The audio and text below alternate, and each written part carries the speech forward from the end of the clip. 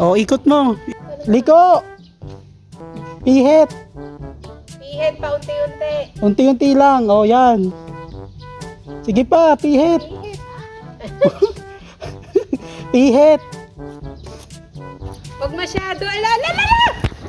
Break! Break! Hi mga kabashing, for today's video meron kaming bagong hamon sa buhay. Nakagayak na kami at ito ang kasama ko, kung makikita nyo may para excited sa kanyang bagong hamon sa buhay. Ayan, bago nga kami umalis mga kabashing, pakita ko nga pala itong labas na itong Kalawakan na bukid. Lahat ng yan ay hindi sa amin. Agad-agad din nga umalis na kami sa aming paruroonan. At dahil nga malapit lang ito, andito na kami sa Itomac e-bike shop. At ito yung sinasabi kong bagong hamon namin sa buhay mga kabashing. Dahil another motivation na naman para kami ganahan sa aming mga trabaho araw-araw. Pinag-isipan pa nga namin kung talagang kailangan na ito, kung kukuha na ba kami nito or hindi pa. Dahil ang dami pang kailangan at kulang na ipinapaayos sa aming pinapagawang bahay. Hindi sana ito ang gusto namin kukunin dahil ang gusto ng asawa ko ay single na motor. Na siya.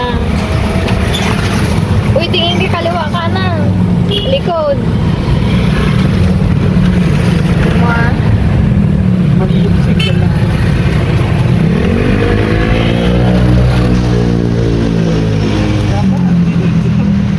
Uy, saan na ka naman?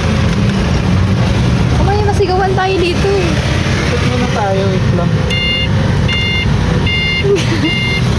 Uy, tawid ka doon. Uy, ligo na. Wala lang tao. Uy, ligo. Teka lang.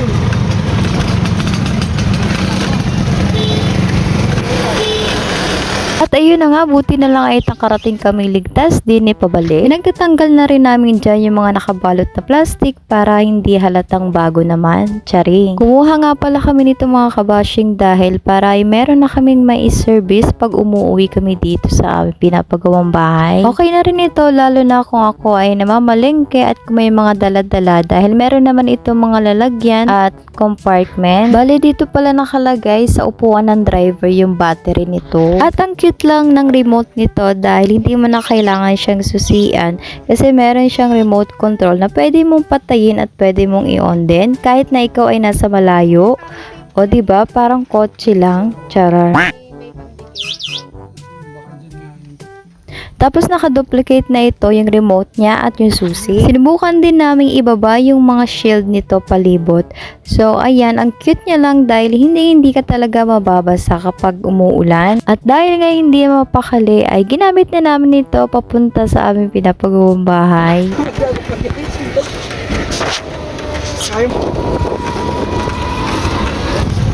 Ito yung irrigation dito. Ayun. Irrigation. Ganda. Sa linya. Dito na tayo sa lubak-lubak Dito daan na daanan.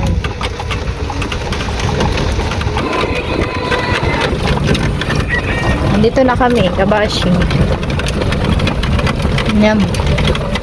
The struggle is real.